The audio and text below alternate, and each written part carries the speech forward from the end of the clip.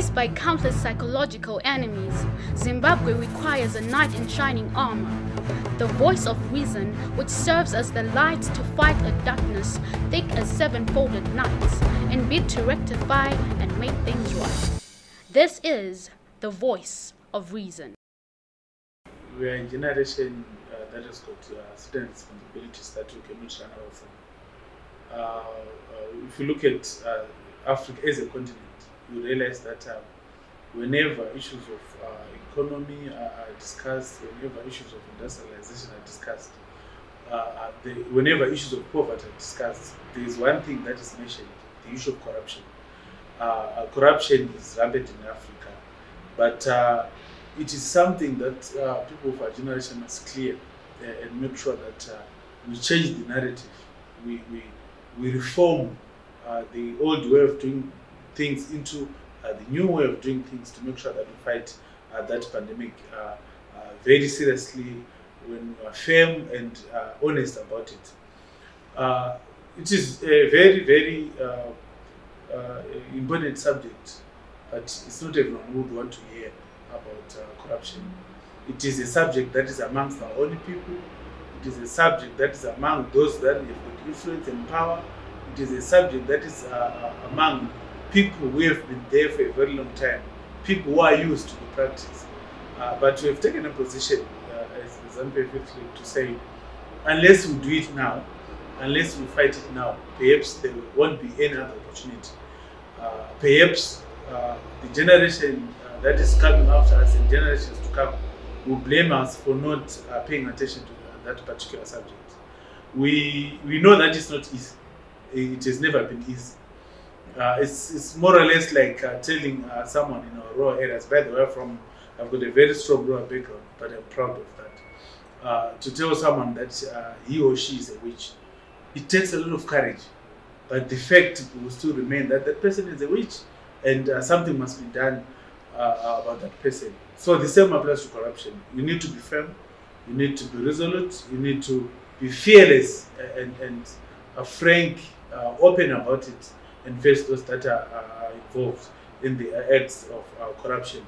Perhaps if you look at how much we are losing as a country in Zimbabwe because of corruption, we are losing a lot of resources. A lot of resources are being smuggled outside the country. Talk of gold and diamonds because of corruption. But if you want to try and quantify those in terms of monetary value, to say how many or how much money is being lost, which could have been channeled towards development, it's a shock. And those things must be stopped now. And everyone who is involved must understand that we are not really talking about individuals, but we're talking about Zimbabwean people. And it may be painful that they've been earning a living through corrupt tendencies, but it's time to let go, and perhaps let go even the practice together with the positions that they occupy, so that people feel free and have hope in the leadership of President Mnangagwa. You see, the president cannot struggle alone. The president cannot denounce corruption alone. Yes, as the president, he can say that corruption is bad, but he's not the one who's supposed to expose those that are corrupt, perhaps to prosecute them, and at the end they end up in jail or acquitted, depending on the outcome. We are so many in our structures of the party. We are so many in our country. We are so many in our different communities. We have to assist the president to fight and denounce corruption in any way possible, so that we bring back our norms and values as a people. We bring back our values as a revolutionary party. After all, our constitution is against corruption.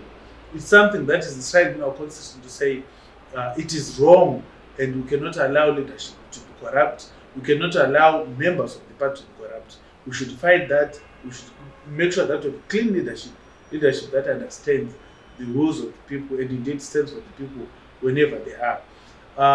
Let me also emphasize the fact that this new dispensation must indeed be a new dispensation. There must be a very big difference in the way we do things. Yesteryear, or should I say in the old dispensation, it was normal for the Auditor General to release a report and then everyone else will read the report and file it, and then it will gather dust. But in this new dispensation, we have to do something that was not done before. When you see such things, it is actually a weapon that you must use to fight corruption. To say this is what is happening in our institutions, this is what is happening in our parastatals. What action can we take to make sure that we correct it once and for all? So this again may not be easy, but these are the decisions that we should make, and we've already started as the Youth League. But we need everyone's support. Look what is happening. The war veterans are saying we're fighting a very good war and it's a noble cause. The Women's League are saying the same. Our associations, our affiliates are saying the same. So everyone understands the importance of fighting corruption, and indeed we will fight it until to the end. We want to see a Zimbabwe that is full of corruption. At least let it be minimized to an insignificant figure, close to non-existence of it.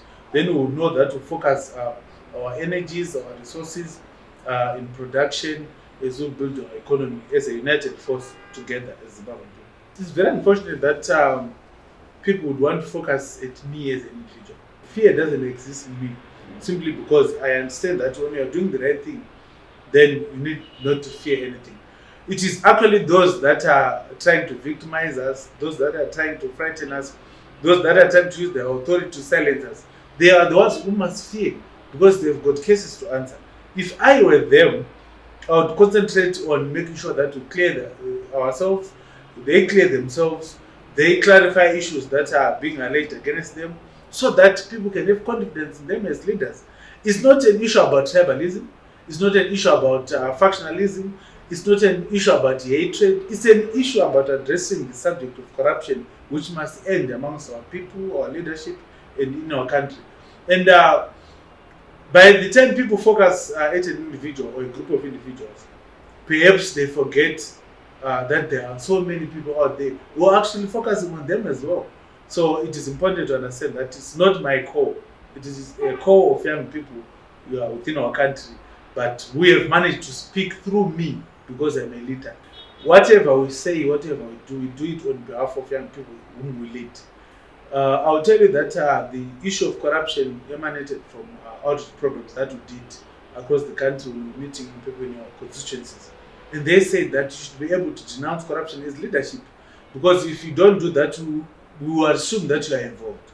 So it's not an issue about an individual, no. Neither is it an issue about ZANU Youth League. It's an issue about Zimbabwean people. Young people are in need of employment. They want also to create their own small industries, their own companies. They want to be entrepreneurs on their own. But they can't do that because of corruption. A lot of resources are being lost towards the negative direction, which they want to correct. This is the voice of reason.